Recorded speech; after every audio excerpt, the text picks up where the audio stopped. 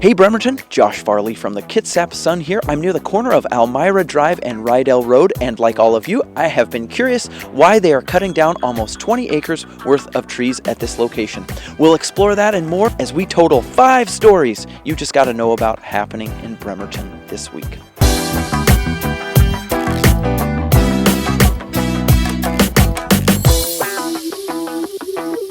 Welcome back to this edition of the Bremerton Beat Blast, sponsored by the Admiral Theater.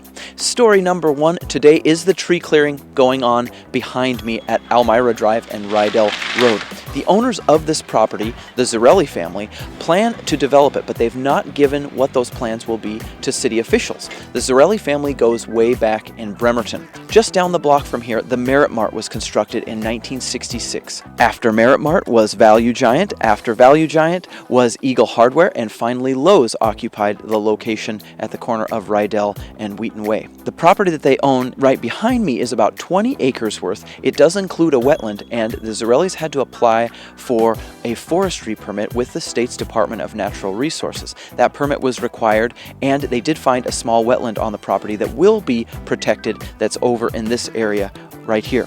In 2007, the city's planning commission also decreed that on Elmira Drive that abuts this property, there would have to be a 20-foot greenbelt when development occurs. However, since development is not occurring yet, it looks as though the Zarellis are logging the entirety of the property, sans the wetland, and they have listed no formal intentions as to what they're going to do with the property. So we don't know where this development is going. It is zoned as District Center Core, which means that mixed use, commercial, and multifamily residential can be considered for this property.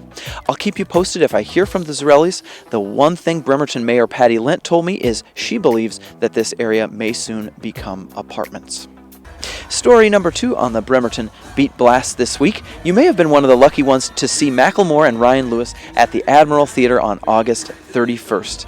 But several people have pointed out that it appears that Macklemore, aka Ben Haggerty, the Seattle hip-hop artist, also came to Bremerton for something else this fall. In fact, he did. On October 12th, he came to Auto Glass Plus in West Bremerton to film his latest video called Drug Dealer. Drug Dealer is a song that tackles prescription opioid abuse. You probably have heard about the epidemic that's been happening around the country. Many people who have turned to pills to tide the pain of surgery or other chronic pain have also resorted to heroin when their supplies of the pills run out. It is an agonizing video showing Macklemore in the throes of withdrawal. Macklemore came here by way of Jason Koenig.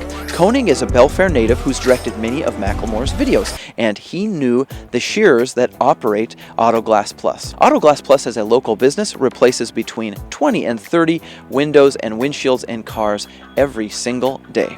Story number 3. If you read the Kitsap Sun on Sunday, you may have been alarmed to find out that there is a rising tide of massage businesses offering more than massage. That's right, sexual activities are happening within these massage businesses, according to a cop-turned-consultant who's working with local massage therapists on how they can get a handle on this problem. The term we like to use that we promote is illegitimate massage businesses.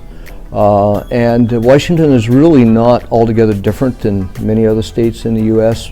We have a problem here with those kind of businesses being present and how they portray legitimate massage practitioners in their work, and also the kind of potential problems that come with that include, certainly human trafficking and more serious crimes. Story number 4 is about the Bremerton Harborside parking garage. Yesterday around noon, a man driving a green truck went in. He'd forgotten that he hadn't taken his rack off his car that he'd used to haul Christmas trees with, and unfortunately he sprang a line along the fire sprinkler system, so water was gushing all over the floor of the parking garage.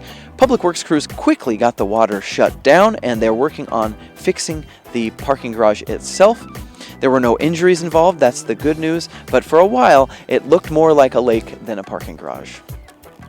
And finally, story number 5 on the Bremerton Beat Blast this week. It is the most wonderful time of year, and I hope that many of you got to see the lighted boats from the Bremerton Yacht Club as they traversed Port Washington Narrows and elsewhere within the Puget Sound this past weekend. The lighted boat parade is something I look forward to every year, and I wanted to share with you a video from Noah Reddell. He is a Manette resident who captured this great video of the lighted boats going underneath the Manette Bridge. Thank you, Noah, for capturing that video. That's going to do it for this edition of the Bremerton Beat Blast. I hope all of you have a wonderful holiday, and we'll see you again in a couple weeks. The Bremerton Beat Blast is off this next week, but we will be putting together some great videos at the Sun recapping our top stories of 2016. Oh, and before I forget, at 7 p.m. this Thursday, December 22nd, you are invited to come out to the Manette Saloon for our last Kitsap quiz night of the year. So I hope to see you there.